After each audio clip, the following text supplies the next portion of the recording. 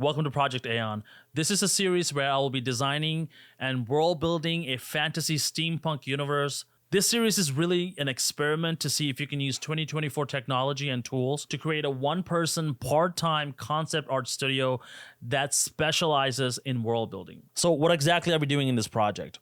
We're going to build a steampunk fantasy world called Aeon.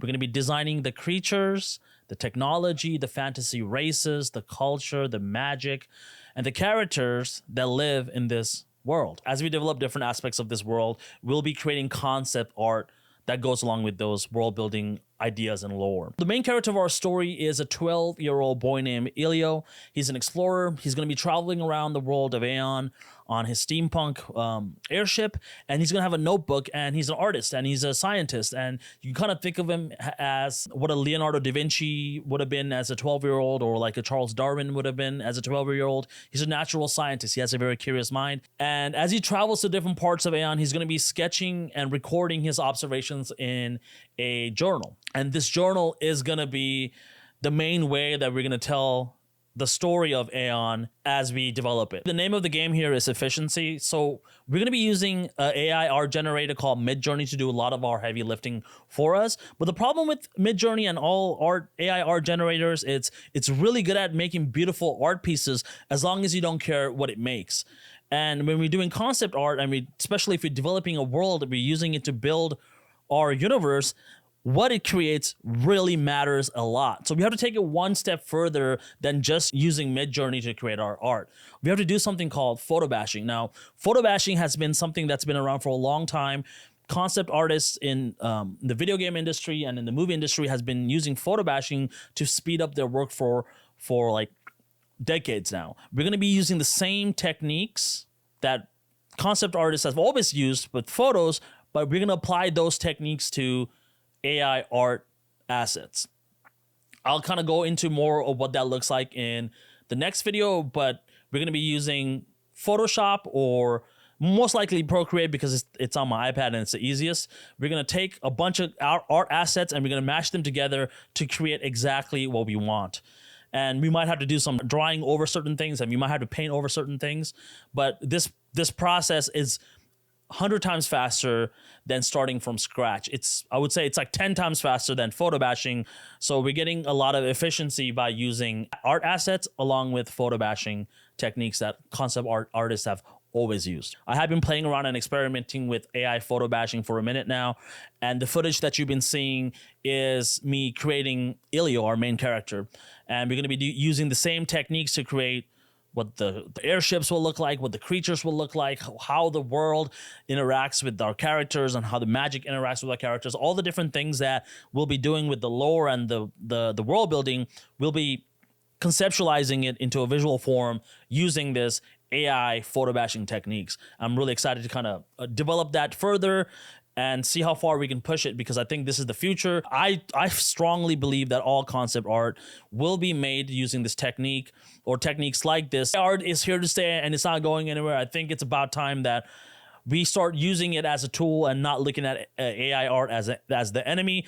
It's there to do a lot of the heavy lifting for us, but it's not going to replace us. It's a time saver and it's also a mind saver because a lot of the things that used to make me really frustrated about art, AI kind of solves. The final product of this project is going to be a physical book that I'm going to be illustrating that is supposed to be the in-world journal Elio has created in his world of exploring Aeon. So it's going to have beautiful illustrations. I'm hoping to have like 100 to like 150 illustrations. I'm also going to jot down some of the ideas Elio would have made as he discovered different creatures, different races, different supernatural or like magical phenomenon that he notices. I want him to write this stuff down, kind of like Charles Darwin did in his journey to the Galapagos Island.